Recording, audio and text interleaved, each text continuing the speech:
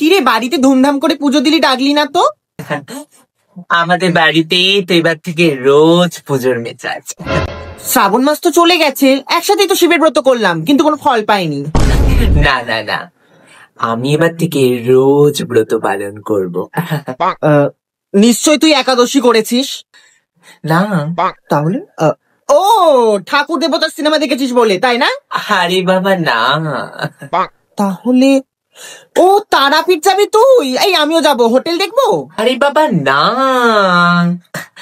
আমি finally dating app থেকে একটা ছেলে পেয়েছি। জানিস, ব্রাহ্মণ ছেলেদের প্রতি তো আমার একটা আলাদাই আসক্ত ছিল বরাবর, কিন্তু ইনি হলে পুরোহিত। বিশেষ করবি না, উনি যখন আমাকে প্রথমবার মন্ত্র পাঠ করে শোনালো, ভেতর থেকে একটা আলাদা অনুভূতি তৈরি হলো। এ যেন এক আলাদা একটা যেন কারেন্ট লেগে গেল শরীরে। দাঁড়া দাঁড়া দাঁড়া, যে বাড়িতে সন্ধেটুকু দেয় না, 2 ঘন্টা উপোস থাকতে হবে বলে অঞ্জলি দেয় না, মন্দিরে গিয়ে নিজের ছবি তুলতে ব্যস্ত, ভগবানকে পাত্তা দেয় না, তার মধ্যে আজ এত ভক্তি।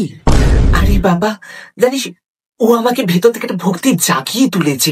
ওকে দেখে আমার একটা আলাদা ভক্তি হচ্ছে, মনে ভেতর একটা চেতনা তৈরি হয়েছে। ও আমাকে বলেছে যে ও আমাকে যখন বিয়ে করবে আর আমাদের যখন ছোট ছোট বাচ্চা কাচ্চা হবে, আমরা একসাথে পুজো মণ্ডপে মণ্ডপে ঘুরবো। ও মন্ত্র পাঠ করবে আর আমাকে দেখবে।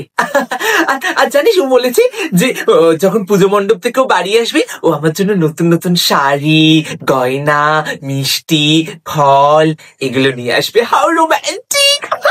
ওয়েট ওয়েট ওয়েট, ওর সাথে তোর কবে আলাপ? এই তো কালকে আলাপ হলো, কালকেই তো আমাকে মন্ত্র পাঠ করে শোনালো। আর জানিস, আমি লিটারালি একটা নতুন ভক্তি